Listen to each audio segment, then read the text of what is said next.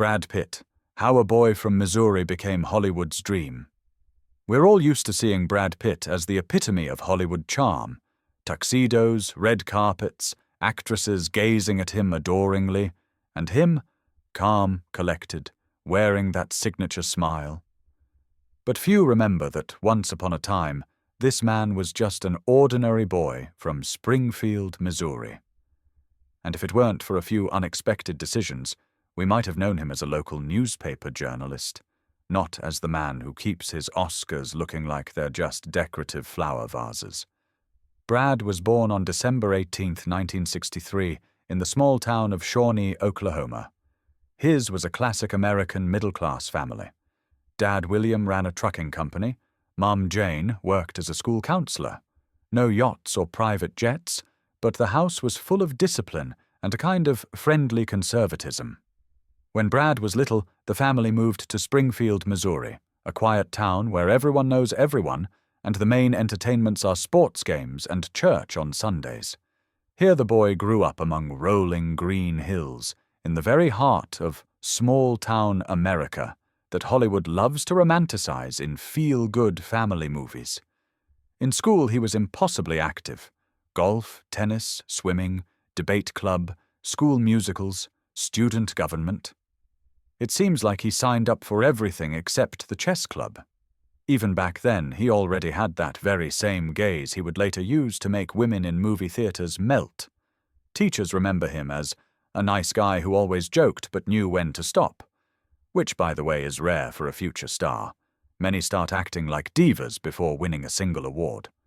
After high school, Pitt headed to the University of Missouri to study journalism, with an emphasis in advertising. And here came the first plot twist. Brad seemed ready to become a respectable office worker, but apparently the idea of sitting at a desk coming up with slogans like "the best ketchup in town" felt unbearably boring. 2 credits short of his diploma, he dropped out, packed his bags, jumped into his car, and drove to Los Angeles.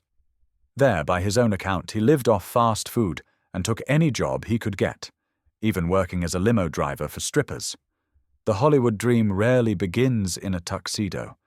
But let's rewind back to his childhood. It was life in Missouri that shaped his character. Modesty, hard work, and the ability to get along with all kinds of people. This is where he picked up one of his future professional tricks, being one of us for everyone. On screen, he can be a bandit, a hero, or a fool, and the audience buys it because this guy really did grow up in a world where sincerity mattered more than sparkle. Many people don't know this, but as a teenager, Brad loved exploring caves and riding motorcycles. This not only gave him adrenaline, but also nurtured that adventurous streak that later helped him in his career. Because to drop out of college and drive off to conquer Hollywood, you have to be just a little bit crazy. And another important detail, his parents always supported his interests. Even if they didn't fully understand why their son was in school musicals or debate tournaments, they still showed up and clapped in the audience. So when he said he wanted to be an actor, Mum and Dad didn't throw him out of the house yelling, "Are you insane?" They just wished him luck. You could say Brad Pitt's childhood was a perfect recipe for a future star. He got an upbringing that taught him to work hard and not get arrogant. He tried himself in countless activities, and most importantly, he realized early on that he wanted more than just a quiet life in Missouri. A lot of years have passed since then, and now we see him on magazine covers and in the credits of cult movies. But if you dig deeper, behind all those shiny awards is still the boy who once ran down the school corridors of Springfield, dreaming of the big world. And it looks like he got it. If you think Brad Pitt's path to the Hollywood Olympus began with red carpets, camera flashes, and smoldering glances from directors, I've got bad news for you. That path began in a giant chicken costume. Yes, exactly the one where a person walks down the street waving yellow wings, trying to convince you it's the perfect moment to grab a juicy piece of chicken from El Pollo Loco. Back then, Brad was far from being crowned sex symbol #1, and to put it mildly, was not shining with Hollywood contracts. To pay for rent and expensive acting classes, he grabbed any job he could get. That's how he ended up slipping into a fluffy yellow coat with a beak and a comb. Just picture the scene. Los Angeles, blazing sun, heavy traffic, crowds of people. And right in the middle of the sidewalk stands him, the future Oscar winner, the man who would one day command armies of fans and be crowned sexiest man alive, twice, waving his wing and inviting you to grab a chicken wing for 99 cents. If someone had told passers-by at that moment, hey, that guy will soon be acting alongside Anthony Hopkins and George Clooney, they'd probably have been labeled insane. Pitt himself, however, took this job philosophically. After all, he came to Hollywood with no connections, no degree. He dropped out of university just 2 weeks before graduation, and no money. And in an industry where your face means nothing yet, you have to cling to every chance, even if that chance means flapping feathers on a street corner. Funny enough, this chicken gig, as ridiculous as it sounds, turned out to be perfect preparation for his future career. Hollywood loves people who can be awkward, ridiculous, and still keep a straight face. You have to stay in character even when it's over 100 degrees inside your costume and you're sweating like you just ran a marathon. The chicken suit was just one stop on his road of humiliations, or as we now know it, road to success. Brad also worked as a furniture mover, drove a limo full of strippers to parties, and even appeared as a silent extra in movies where his entire role was simply standing in a doorway.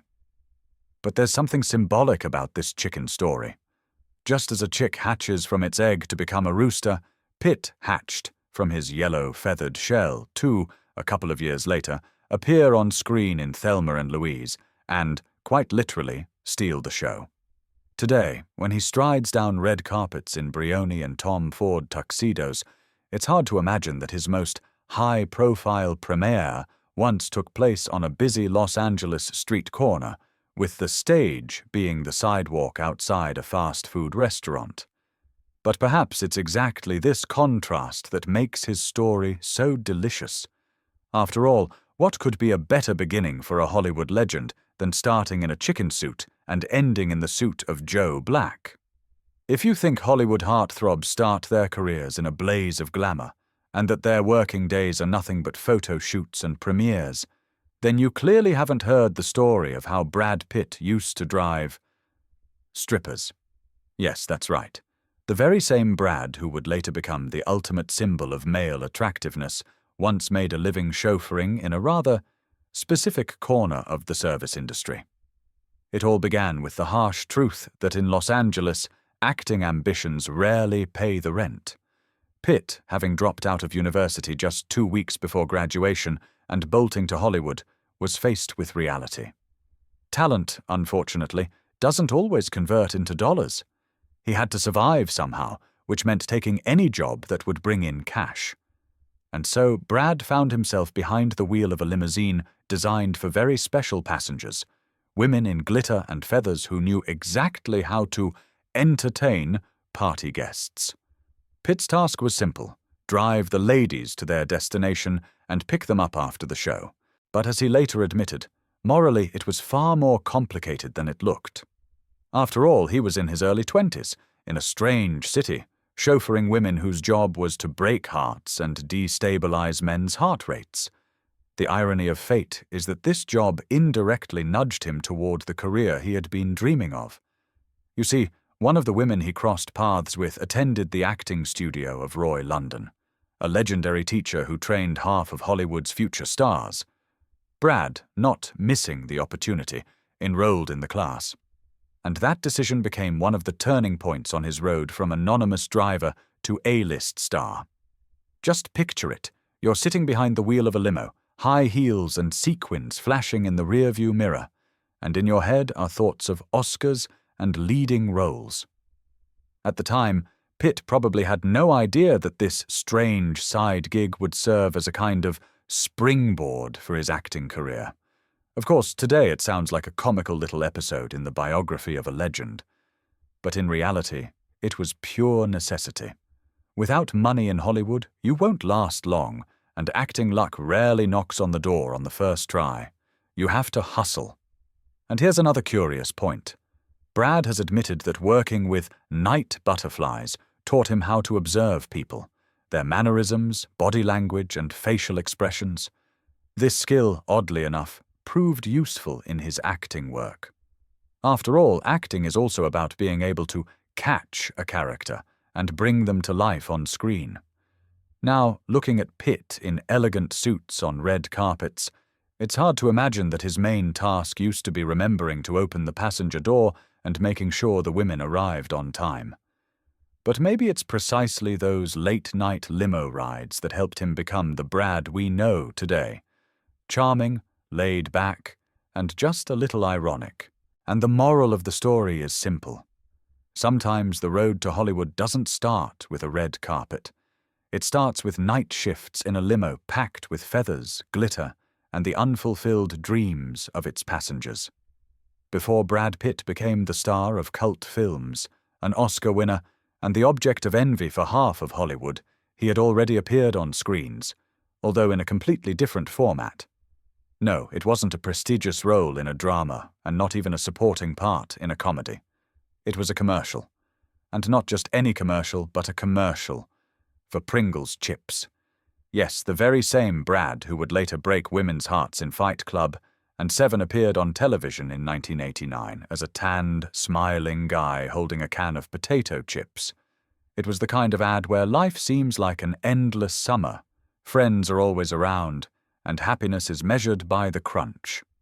The storyline was as simple as all advertising masterpieces of the time.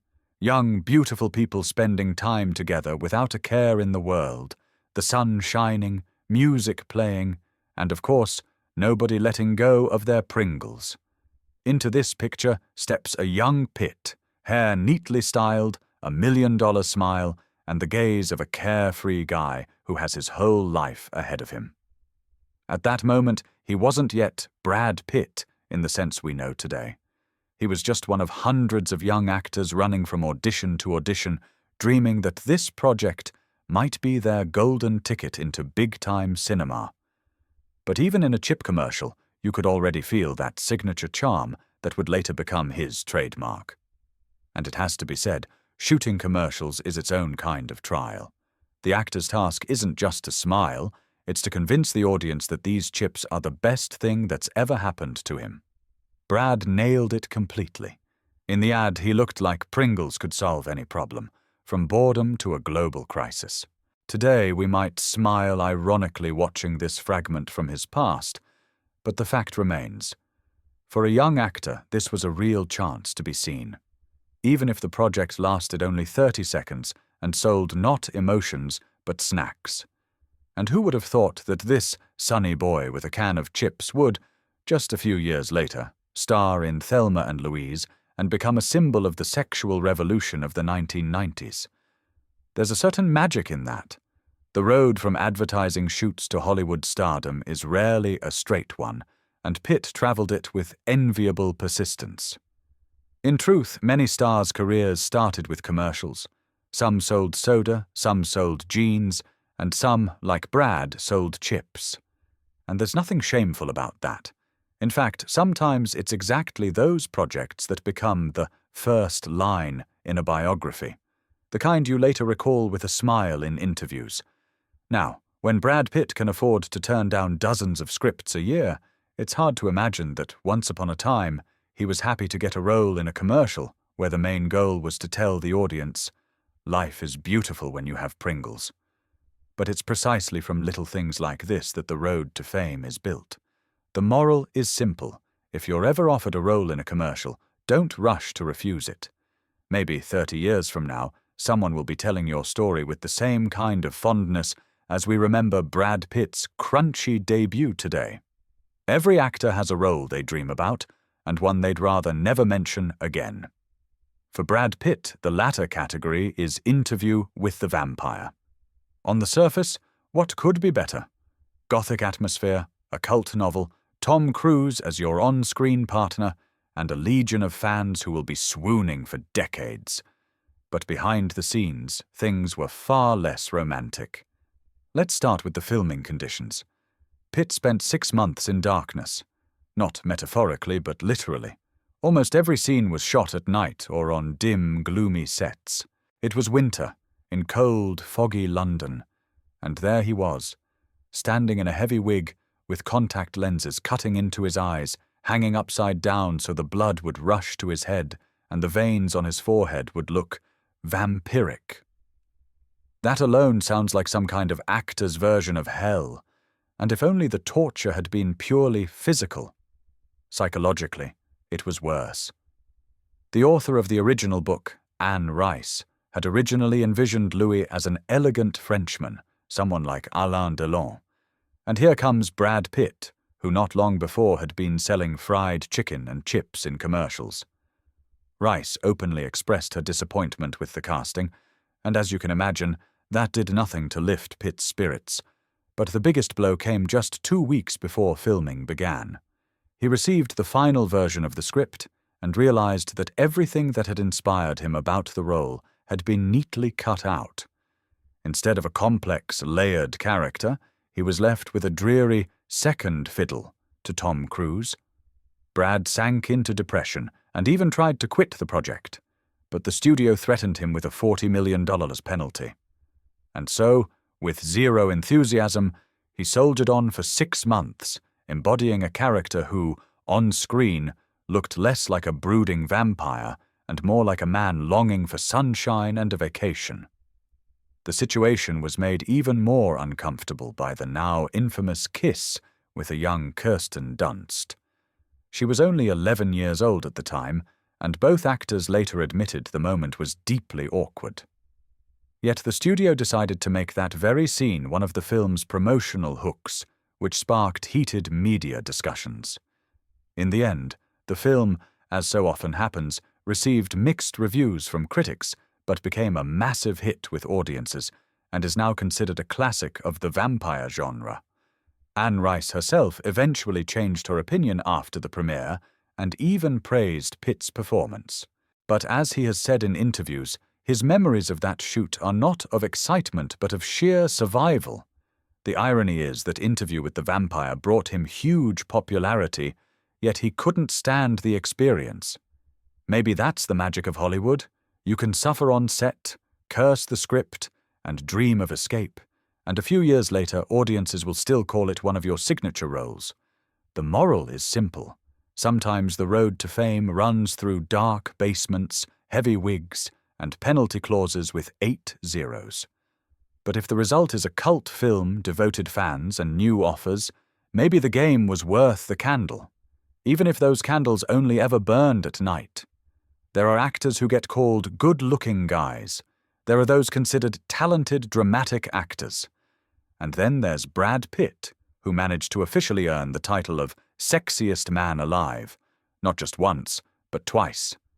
And no, this wasn't some fan poll on an internet forum, but a decision made by the very respectable People magazine. The first time it happened was in 1995. Hollywood at the time was packed with heartthrobs. Johnny Depp, Keanu Reeves, Antonio Banderas. The competition was fierce. But the editors at People decided, no, this guy, with his sly smile and perfect jawline, deserved the crown. And let's be honest, in the 90s, it was like winning an Oscar in the category of top object of human fantasies. What makes Pitt especially dangerous to women's hearts is that he never looked like someone who was trying too hard. Unlike many of his colleagues, he somehow managed to be both glamorous and laid back at the same time. One day he's walking the red carpet in a Tom Ford suit. The next day he's in worn-out jeans and a t-shirt, grabbing a coffee like a regular guy. And in both cases, he still looks like he just stepped off the cover of a magazine. The second time People awarded him the title was in 2000, a rare case where the honor goes back to the same man. By then, it was the era of Fight Club, Snatch, and Ocean's 11. Brad had become more than just an actor. He was a cultural icon. Posters of him as Tyler Durden hung in dorm rooms all over the world, while women debated whether he looked better with long hair or a short haircut. Of course, Pitt himself always treated these awards with a dose of irony. In interviews, he joked that being sexiest man alive put more pressure on him to keep up appearances than it did to boost his career. If tomorrow I walk outside in old sweatpants with a 3-day stubble, people will think, well, that's it, he's lost it, he said. But honestly, in his case, it probably wouldn't matter. Pitt has what marketers like to call a natural brand.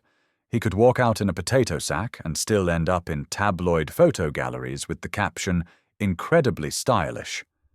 It's interesting that both times his People coronation coincided with turning points in his career. In 1995, he gained critical acclaim for 12 Monkeys and cemented his status after C7N. In 2000, he was already part of the Hollywood elite, and his name was automatically associated with box office success. And let's be real, there's something symbolic about the fact that the only man to receive this title twice was Pitt. In an industry where the public's taste in leading men changes faster than TikTok trends, he managed to remain the guy for almost an entire decade. The moral is simple. Looks help, but staying at the top is only possible if there's talent, charisma, and the ability not to take yourself too seriously behind the picture. And Brad Pitt, it seems, knows this secret by heart. In Hollywood, there are certain standards of madness. Some actors lose weight until they're a shadow, some bulk up with 40 pounds of muscle, and some are willing to shave off their eyebrows. Brad Pitt, in Fight Club, went even further. He decided to break his own teeth. Voluntarily. Here's the story. Director David Fincher offered Pitt the role of Tyler Durden, a charismatic soap salesman who looks like he's ready to punch anyone who crosses his path. Brad thought, okay, but a guy like that can't have a perfect toothpaste commercial Hollywood smile. So what did he do? He went to a dentist and asked to have his front teeth chipped on purpose. According to rumors, the dentist nearly fainted. Usually patients pay to make their teeth look perfect. But here was a man who wanted to ruin them. But Pitt was persistent, and in the end he got that slightly roughened smile that fit perfectly into the image of a streetwise philosopher and underground fighter. But the preparation didn't stop there. Along with Edward Norton, he trained seriously in boxing so that the fight scenes would look authentic. And in fact, some of the scenes were real. For example, the famous moment where Norton's character punches Tyler in the ear, that wasn't a movie trick. Fincher quietly went up to Norton before the take and said, "Hey, go ahead and really hit him." Pitt's reaction on screen is 100% genuine. In another scene, where the characters are playing golf, both of them were actually drunk. Yes, that pointless but hilarious back and forth is not acting. It's the result of a couple of bottles of beer. Apparently, method acting came naturally to Pitt. Of course, not everything on set was fun. One time, he almost lost a serious patch of skin when the chemical burn scene with lye became a little too real. And yes, that's the very scene he didn't want to show his parents. But they insisted, and later deeply regretted it. Then came the moment that initially seemed like a disaster. The film flopped at the box office. The studio lost money, and some producers lost their jobs. But a few years later, Fight Club became a cult classic. Its quotes spread across the internet, students were writing dissertations on Tyler Durden's philosophy, and T-shirts with Pitt's face were selling like hotcakes. And so, what's the final tally? Brad Pitt was willing to damage his own teeth, take real punches, and drink beer on camera to create one of the most iconic characters in film history. The irony? He got paid $17.5 million for it, almost 7 times more than his co-star Edward Norton. The moral is simple. Sometimes, to make history, you can't be afraid to mess up your smile. Because perfect teeth are a dime a dozen in Hollywood. But there's only one perfect Tyler Durden. In Hollywood, they love actors with a signature quirk. Some always wear the same scarf, some are never seen without a cup of coffee. For Brad Pitt in Ocean's 11, that quirk was food. And no, it wasn't a scripted gag. It was Pitt's own idea. The story began with simple logic. His character, Rusty Ryan, is a top-class professional who, together with Danny Ocean, is planning a multi-million-dollar casino heist. In Pitt's view, a guy like that wouldn't have time for proper sit-down meals. He's always on the move, which means he'd be grabbing whatever he can, whenever he can, and eating it right there in the middle of the action. And that's how Rusty became the man who's chewing on something in almost every scene. Over the course of filming, he ate just about everything. Burgers, chips, ice cream, fruit sticks. In one scene alone, Pitt had to eat 40 shrimp, all for the sake of making the moment look natural. According to his co-stars, by the end of those takes, he was looking at those shrimp like they were his mortal enemy. In the end, this eating habit became Rusty's trademark. So much so that viewers started speculating that his character had a mild food addiction, or that it was his way of coping with stress. Pitt just laughed it off.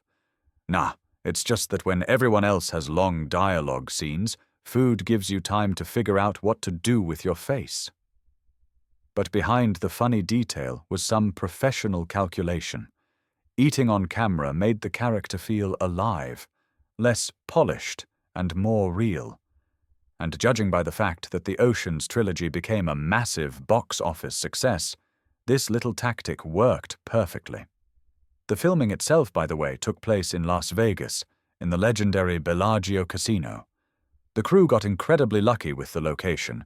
They were allowed to close off parts of the casino, shut down the fountains, and even film during the day, a rare luxury for movies about casinos. And in this glamorous atmosphere, Pitt enthusiastically leaned into his gastronomic method. It's said that off-set, the cast spent a lot of time together, playing poker, cracking jokes, and going out to restaurants. The friendship and fun translated directly onto the screen, and Rusty, with his perpetual snacks, became a fan favorite. Pitt admitted that he enjoyed playing Rusty precisely because of the character's calmness. Danny Ocean is the brains of the operation, but Rusty is the guy who always keeps it together. And yeah, he always has something to munch on, he said. Fans even started joking that maybe Pitt had sneakily written constant eating into his contract. But whatever the case, the habit became iconic, so much so that people began to notice.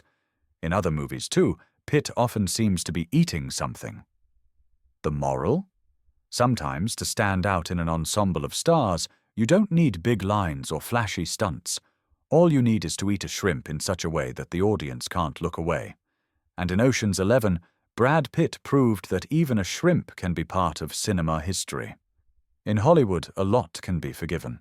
But there's one thing that really stings: when you're banned from entering an entire country.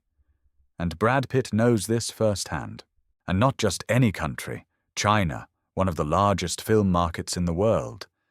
The reason for all of this was the film 7 Years in Tibet. On the surface, it was a beautiful, inspiring story about Austrian mountaineer Heinrich Harrer, who, during World War II, found himself in Tibet, befriended the young Dalai Lama, and became a witness to the Chinese army's invasion.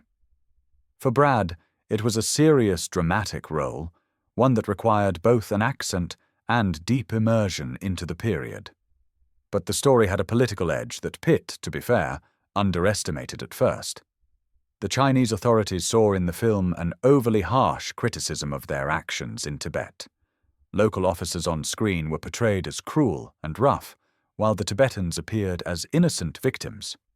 In Beijing, this is the kind of cinema they don't take kindly to. The reaction was immediate. Pitt, his co-star David Theophilus, and director Jean-Jacques Zeno were given a lifetime ban from entering China. Lifetime. It sounds almost comical if you picture an actor used to traveling freely, suddenly having the doors to a country that's home to 1/5 of the planet's population slammed shut. Brad himself took it with a touch of irony. When journalists asked him about his political stance, he replied, "Who cares what I think about Tibet? I'm a fucking actor, a grown man who puts on makeup." There was some truth in his words. He understood he wasn't a politician and had no desire to play one. Still, the film was well received by many viewers, especially in the West. It earned a decent box office, and Pitt received praise for his performance, though he did end up on Empire magazine's list of the worst accents in film history. Critics joked that it was the third worst accent in Hollywood history, but fans were willing to forgive him everything. After all, this was Brad Pitt in a wool sweater against the backdrop of the Himalayas. The ban lingered for almost 2 decades until, in 2014, he was finally allowed into the country. Granted, this time he arrived as part of a delegation alongside Angelina Jolie, and it's unlikely anyone in the Chinese Ministry of Foreign Affairs would have dared turn that pair away at the border. Now, this story is seen as an amusing episode in the actor's biography, but back in the late 90s, it looked serious. Even then, the Chinese market was a lucrative prize, and losing access to it meant losing potential millions. The moral is simple. Starring in politically charged films isn't just about roles and awards. It can also be about geopolitical consequences. Sometimes after a premiere, you don't get an Oscar, you get a lifetime ban. And Brad Pitt is one of the few who can tell you exactly what that's like. There are actors who are willing to do anything for a role. Some live in character for months, some lose so much weight they look skeletal, others bulk up until they resemble a wardrobe. Brad Pitt, in Snatch, chose his own path. He stopped showering. Yes, literally. Director Guy Ritchie invited him to play Mickey O'Neill, a gypsy boxer who speaks so fast and so unintelligibly that even subtitles seem to get lost. Brad quickly realized, this guy clearly doesn't spend much time in the shower and probably doesn't use volumizing shampoo. To make everything look authentic, Pitt decided to dive head-first into the role, and with an unwashed head, to be precise. The accent, by the way, came with its own story. At first, Pitt wanted to speak with a classic London accent, but he quickly saw that it sounded more like a Sherlock Holmes parody. Ritchie suggested another approach. Let Mickey's speech be so rapid-fire and strange that even his own people wouldn't understand him. And thus was born Pitt's signature, pikey mumble, which fans still quote to this day. The role also required physical preparation. Brad trained with a real boxing coach, gained about 10 pounds of muscle, and even practiced movements that would look not like professional polished boxing, but like chaotic, rough street fighting. All of this came bundled with a dirty tank top, unwashed skin, and hair that could probably have walked off the set on its own. But the effort was worth it.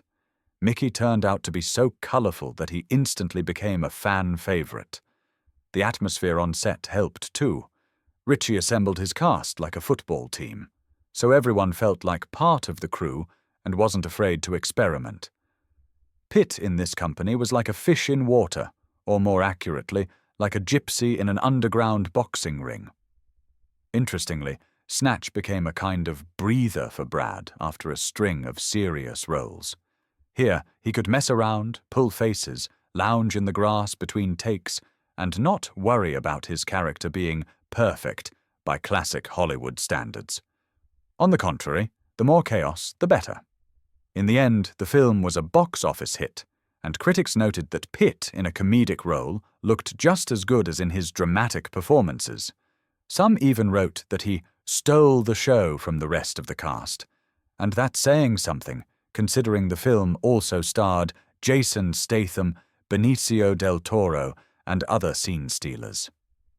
The moral? Sometimes to create a truly alive character, you need to ditch the gloss, forget the expensive cologne, and abandon perfect hairstyling. And if that means not stepping into a shower for a couple of weeks, well, art is worth the sacrifice.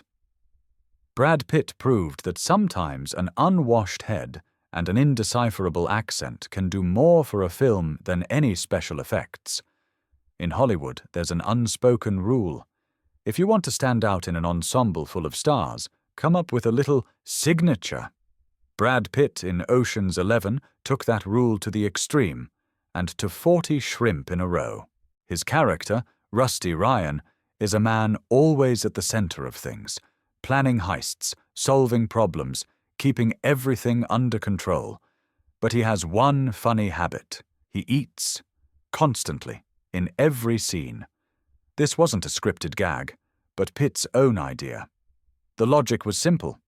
If you're pulling off the heist of the century, you don't have time for 3 proper meals a day, so you eat on the go. And so, Rusty became the guy who's chewing on something in every single scene, from burgers to fruit sticks. The climax of this gastronomic marathon came in the shrimp scene. On paper, it was supposed to look easy and effortless. In practice, 40 takes, 40 shrimp. By the end of the day, Brad, by his own admission, was looking at them like they were enemy number 1. But the take worked, and it went down in movie history as one of the most recognizable food moments in cinema. All that eating on screen worked not only as a funny detail, but as a tool to reveal the character. Rusty came across as relaxed, alive, and completely unflappable, even with a shrimp between his teeth. It gave the film the kind of lightness and charm that audiences fell in love with in Oceans. The shoot itself was an adventure. The team worked in Las Vegas, in the legendary Bellagio. Thanks to producer Jerry Weintraub's friendship with the casino owner, the actors were allowed to film during the day, close off gaming halls, and even shut down the famous fountains. In such a glamorous setting, Pitt, Clooney, Damon, and the rest quickly became friends, spending time together both on and off the set. That camaraderie spilled onto the screen. Audiences believed these guys had known each other for years because, in reality, they had genuinely formed friendships. Pitt later said that Oceans wasn't just a movie for him, but one of the most fun projects of his career. The eating gimmick was so successful that in the sequels Rusty kept on eating. Fans began to look forward to what he'd have in each new scene. Ice cream, a sandwich, or something else entirely. What started as a simple acting choice turned into an element without which it's hard to imagine the character. In the end, over the course of 3 Oceans films, Brad earned around $30 million, collected dozens of funny behind-the-scenes stories, and cemented himself as an eternal gastronomic meme. The irony is that perhaps the hardest challenge he faced over those years wasn't playing the heist scenes, but eating 40 shrimp while looking like he was enjoying every single one. The moral is simple. In Hollywood, you can make your mark with a can of chips, an unwashed head, or even a shrimp between your teeth, as long as you do it with Brad Pitt-level charisma. In Hollywood, everyone loves big, flashy real estate deals. But Brad Pitt knows how to buy a house in a way that makes even the most seasoned realtors drop their jaws. Take, for example, his Spanish-style mansion in the Hollywood Hills for $12 million. And no, this isn't just a house with a pool and a couple of palm trees. This is a cinematic backdrop where you could easily imagine a young Al Pacino or Sharon Stone strolling through a scene. The place measures 8,285 square feet, which is roughly the size of 3 standard Moscow apartments stacked on top of each other. It has 6 bedrooms, each one practically a separate hotel suite. The panoramic view from the windows is said to make your head spin. On one side, the glittering lights of Los Angeles. On the other, the majestic Pacific Ocean. You're literally living at the intersection of urban buzz and peaceful paradise. The house is built in Spanish style, and we're not talking about some boring beige walls. Think wrought iron balconies, a tiled roof, arched windows, and stone details that breathe old Hollywood glamour and a touch of siesta. Plus, a brick driveway, the kind of detail that instantly tells you this isn't a soulless glass cube, but a place with character. On the grounds, apart from the obligatory pool, of course, there are gardens. And this is pure Pitt style, a man with an Oscar and millions in the bank planting tomatoes in his backyard. Apparently nothing relaxes him after filming like pinching some basil leaves and making sure the rosemary's been watered. The interiors are a whole different story. Stylish but not cold minimalism with elements of luxury. Stone fireplaces, warm wooden beams on the ceilings, spacious living rooms where you could host a party for 30 people or enjoy a quiet evening by the fire. The kitchen is every chef's dream, complete with an island and professional-grade equipment that probably makes omelets on its own in the mornings. 12 million for such a house is a number that would give an ordinary person a mild heart attack. But for Pitt, it's more of an investment in comfort and privacy. The Hollywood Hills are a place where you can hide from prying eyes, but still be just 10 minutes away from studios and fine restaurants. And by the way, houses like this aren't always easy to find. This isn't some assembly line new build. It's a unique project with history and architectural value. That's why the moment a mansion like this hits the market, a quiet but fierce battle starts among the wealthy neighbors. Now picture this. It's morning. The sun is flooding the Spanish courtyard. Brad steps out barefoot in a linen shirt, holding a cup of coffee, and sits down by the pool to flip through scripts. Somewhere out there, beyond the windows, Los Angeles life is buzzing. But here, within these walls, everything is calm, measured, and truly beautiful. The moral is simple. If you have 12 million, you too can buy yourself a little piece of Hollywood. If you don't, well, all that's left is to look at the photos of this house and dream. Meanwhile, Brad Pitt is probably deciding what to plant in his garden this spring. In Hollywood, every starry man has his weaknesses. Some collect sports cars, some buy islands, and Brad Pitt spends over $10 million on a wristwatch. And no, that's not a typo in the zeros. 11 million for a tiny, shiny piece of metal that, mind you, doesn't even show the weather.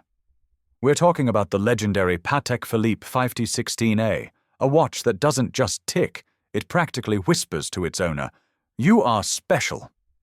This model is so rare that watch enthusiasts start breathing faster the moment it's mentioned. It was produced in a single stainless steel piece, which for Patek is basically unheard of, since they usually make them in gold or platinum, and sold at a charity auction in 2015. The price?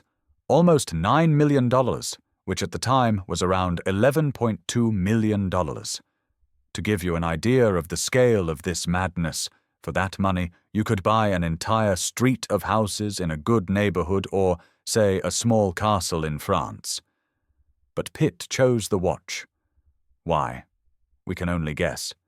Maybe he simply couldn't resist a tourbillon and a perpetual calendar inside such a tiny case. Or maybe he just wanted to own something that nobody else could ever buy. The watch itself is a work of art.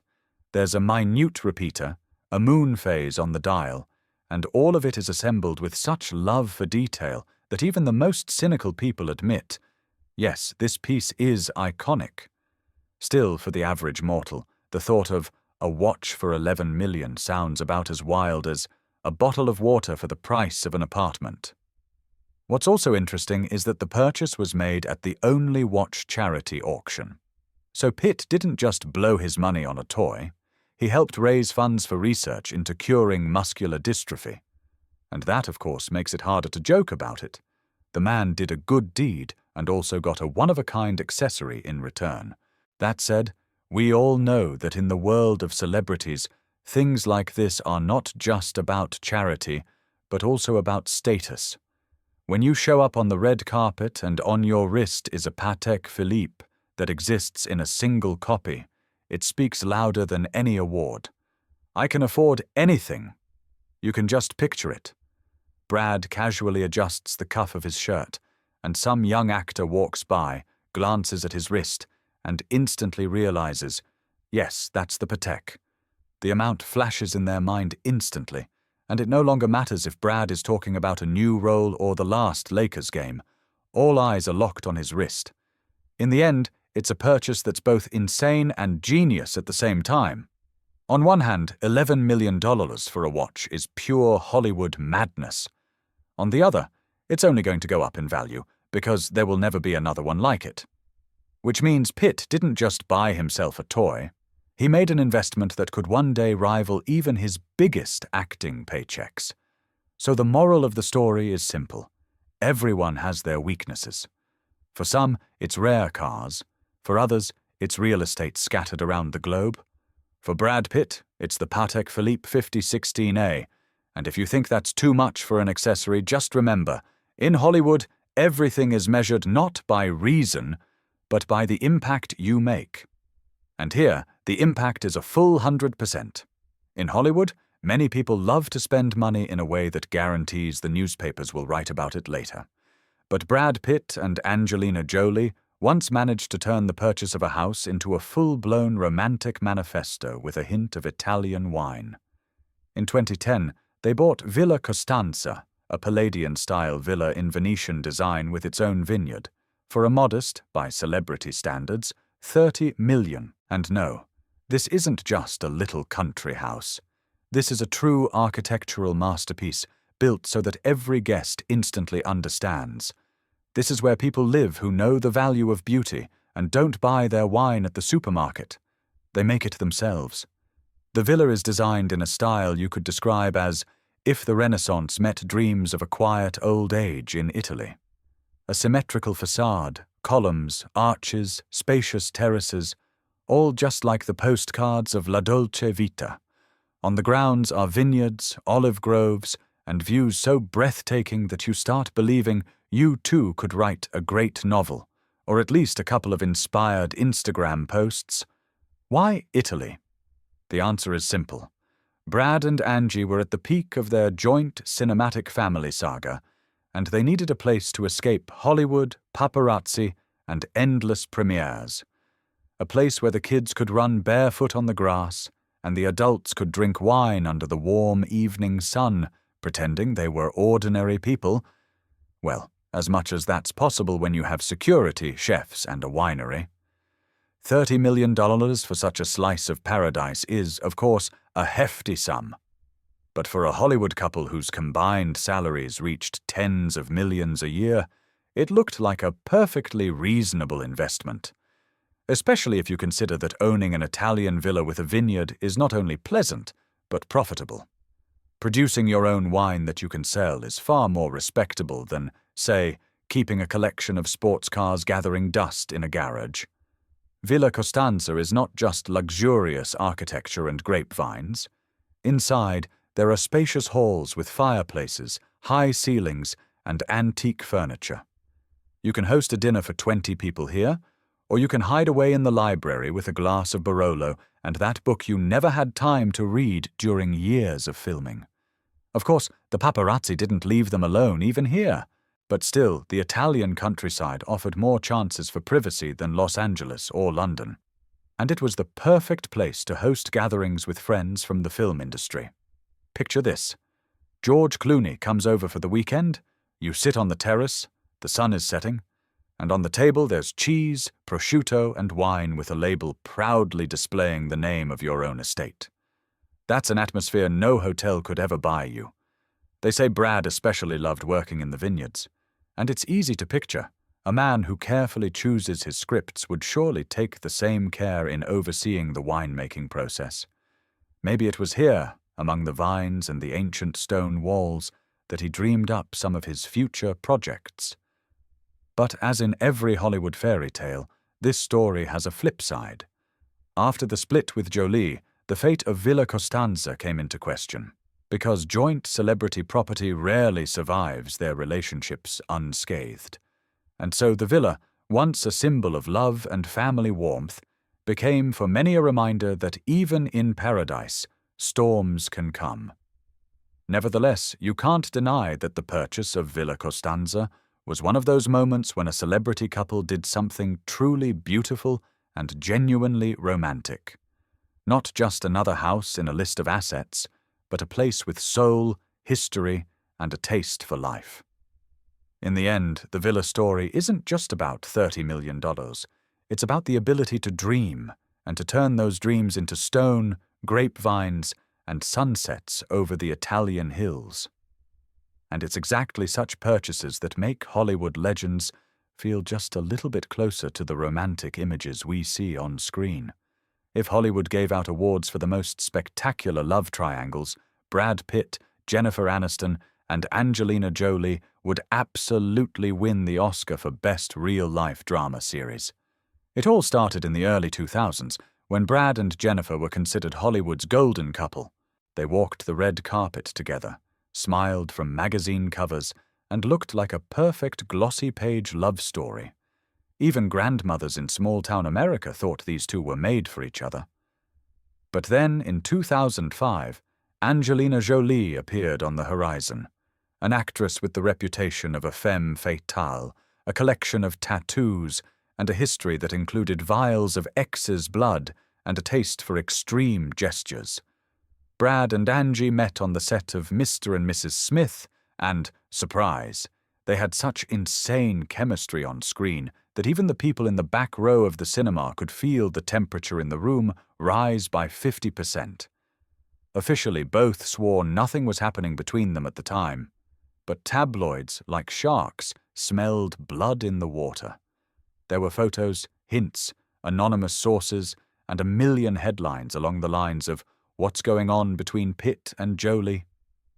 Hollywood held its breath, while Jennifer's fans split into camps: Team Aniston and Team Jolie. In January 2005, Brad and Jennifer announced their separation. Publicly, mutual consent. In reality, a media hurricane, with Angelina right in the eye of the storm. Soon after, the Pitt-Jolie pair stopped hiding their relationship. They traveled together on humanitarian missions, posed with children, and looked at each other in a way that made everyone understand. Yes, this was love.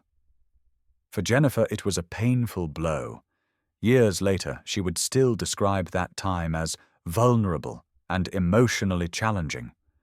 Her divorce became one of the most talked-about events of the decade, right up there with the Iraq War and the release of the new iPhone.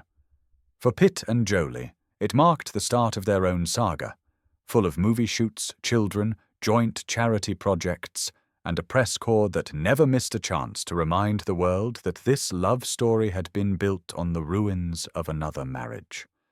And here's where it gets ironic. Hollywood is a place where scandals can last just as long as acting careers. In 2016, 12 years after that fateful movie set meeting, Pitt and Jolie announced their divorce. The story that had begun with headlines about betrayal ended with headlines about conflict, lawsuits, and mutual accusations. But let's rewind to the mid-2000s. Back then, their romance was the biggest show on Earth. People bought magazines just to see fresh photos of the couple, and paparazzi made small fortunes chasing their pictures. Fun fact, the first photo of Brad and Angelina with their children in Namibia sold for several $million. This triangle became the gold standard of tabloid drama. It showed that in Hollywood, personal life isn't just about feelings. It's a full-blown show that generates millions. Jennifer, by the way, after the divorce, became the poster child for the "woman who overcame it" narrative, launching a second wave of her popularity. And Brad and Angie, at least for a time, embodied the idea of us against the world. Perhaps the most surprising thing here is that all three survived the media meat grinder. Each went their own way. Jennifer into successful TV shows and light comedies, Brad into award-winning films, and Angelina into directing and humanitarian work. But in Hollywood history, this drama will stay forever. Because it had everything: a gorgeous couple, a femme fatale rival, a spy movie set, and a passion that rewrote both personal and professional scripts. If it were a film, it would have been a box office hit. But as we know, sometimes reality writes scripts that no screenwriter could ever top.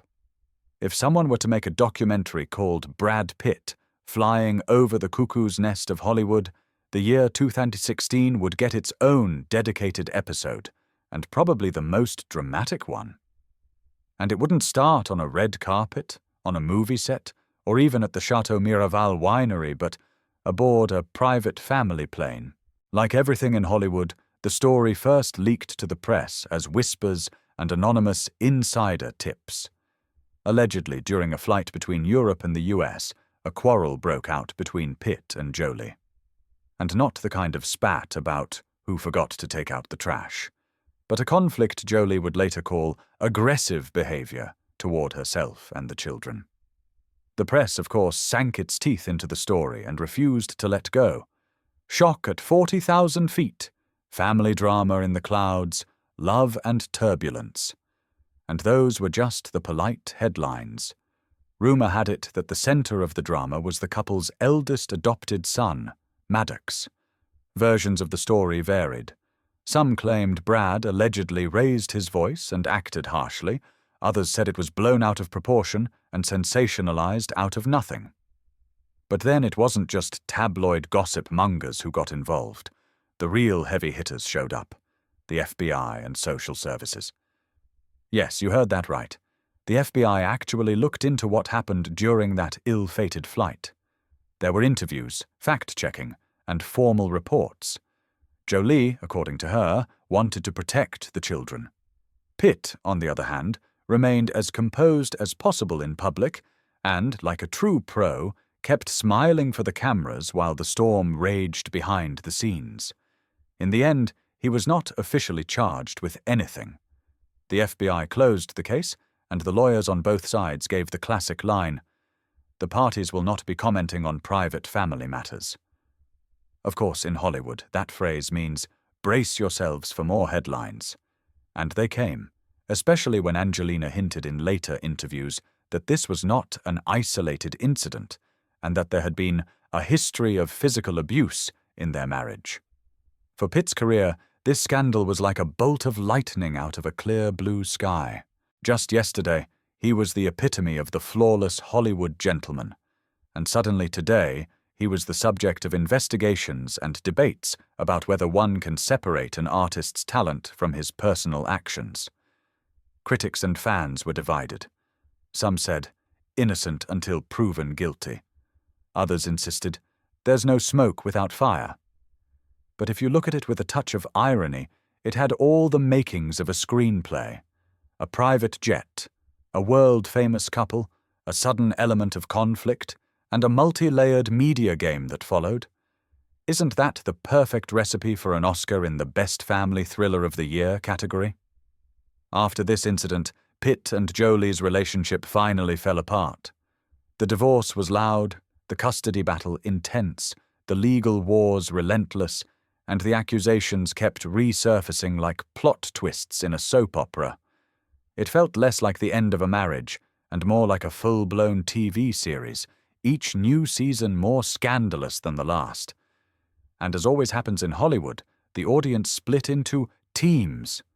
Some saw Brad as the victim of rumors and media attacks. Others saw him as a man whose real actions had finally come to light.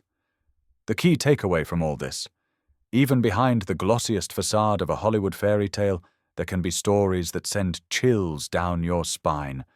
And it didn't matter that, in official documents, it all ended with nothing. In the minds of the public, that incident at altitude became part of the legend of a great but doomed love. In the end, Brad Pitt stayed in Hollywood, continued acting, and kept collecting awards, while Angelina focused on directing and humanitarian work. But the shadow of that flight still pops up in headlines and documentaries, reminding everyone that even up in the sky, where there should be only sunshine and champagne, a storm can break out. If Brad Pitt and Angelina Jolie's divorce needed its own signature drink, it would definitely be a bottle of Chateau Miraval wine, with a light aftertaste of lawsuits and the bitterness of mutual accusations. Once upon a time, this vineyard in Provence was the symbol of their us against the world romance. A fairy tale chateau, picturesque fields, the French sun, bottles of rosé that disappeared from boutiques faster than tabloids could print their photos. The purchase of Miraval was like a movie scene, a rich and beautiful couple, hand in hand, investing in a slice of paradise. Local farmers whispered that their little village now had the most glamorous neighbors, while Hollywood friends looked on enviously. It was eco-luxury in its purest form. Pitt threw himself into winemaking, learning about grape varieties, posing with a glass like he had just invented the word terroir. But, as often happens in Hollywood, the beautiful facade cracked. After the divorce, Chateau Miraval transformed from a romantic asset into the main trophy in their war over marital property. According to Pitt, they had an agreement. Neither of them could sell their share without the other's consent. According to Jolie, this agreement was just a pretty story, and in reality, he tried to make her sign an NDU, the kind of non-disclosure agreement which, she claimed, was meant to limit her right to speak openly about the real problems in their marriage, including allegations of abuse. Now just imagine what it looked like from the outside. Provence, summer, birds chirping somewhere in the distance, the wind playing in the grape leaves, and hanging over it all, lawyers emailing each other dozens of pages filled with clauses, footnotes, and the inevitable "see you in court" threats. The climax came when Jolie unexpectedly sold her share of Miraval, not to just anyone, but to Russian billionaire Yuri Shefler, owner of the SPI Group. Yes, the same one that owned Stolichnaya vodka. For Pitt, it was like pouring vodka into his sophisticated rosé. He claimed the sale was hostile and orchestrated, and that the new co-owner was a person he absolutely did not want to do business with. Jolie, on the other hand, responded that she had every right to sell her share to whomever she pleased, because she was tired of Pitt allegedly blocking her proposals and controlling the business. For her, it was not just a financial decision, but a way to put an end to their joint affairs once and for all. Of course, we never saw peace. Instead, there has been a never-ending stream of legal filings, countersuits, sources close to the situation giving statements, and investigative articles that made the chateau look less like a place for romantic dinners and more like a set for the French version of Game of Thrones. The irony is that Chateau Miraval continues to produce wine that regularly gets high praise from critics. Bottles of its rosé still sit on the shelves of trendy restaurants, except now each one is a silent participant in the longest-running drama in Hollywood marriage history. The Miraval scandal is a perfect example of how, in Hollywood, even grapes can be turned into weapons. Once upon a time, they toasted each other with glasses in the garden, and now their lawyers are arguing over who has the right to put those glasses on the table. And at the current pace, this legal battle might drag on longer than the aging process of the chateau's most expensive barrels. For the tabloids, this is pure gold. It has everything: love, money, a castle, Russian billionaires, allegations of abuse, and wine. Lots of wine, both in the glasses and in the excuses. A Hollywood fairy tale with a vintage aftertaste that by the looks of it will never truly end. In Hollywood, the red carpet is like a safari. Beautiful, glamorous, but you never really know when a dangerous animal might leap out at you. For Brad Pitt, that safari happened in 2014 at the premiere of Maleficent. It seemed like the most predictable of evenings, photographers shouting, "Brad, over here!" fans screaming, Pitt in a perfectly tailored suit making his way toward the theater. But instead of simply soaking up the spotlight, he caught a punch to the face. Well, not exactly a bare-knuckle punch, but the more polite version, a hit that knocked his glasses off. The man behind this performance was none other than infamous Ukrainian prankster Vitaly Sediuk, a professional troublemaker when it comes to red carpet scandals. His resume at the time was impressive in its own chaotic way. He'd already hugged Pitt's legs on a previous occasion, crawled under actresses' skirts, and generally turned his name into a synonym for incident and arrest. That night, Sediuk decided the Maleficent premiere was the perfect stage for his next stunt. He slipped past security, rushed at Pitt, and, without saying a word, smacked his glasses right off his face. The glasses went flying, but luckily Brad was unharmed. Security reacted instantly. They grabbed Sediuk, twisting him into a position worthy of a bad action movie takedown, and hauled him away from the Hollywood stars. Pitt, for his part, handled the situation like a true A-lister. No shouting, no meltdowns, no petty threats. He straightened his suit, flashed a smile at the photographers, as if to say, "It's fine, the show goes on," and continued walking. Later, in an interview, he admitted, "I just don't like someone invading my personal space, especially when it's with a fist. As for Sediok, the stunt didn't come cheap.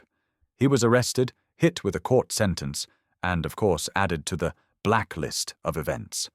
But knowing his reputation, this wasn't so much a punishment as it was another bullet point in his ever-growing collection of public scandals. The funniest part? That night, Maleficent itself ended up with far fewer media mentions than the unexpected boxing match on its own red carpet.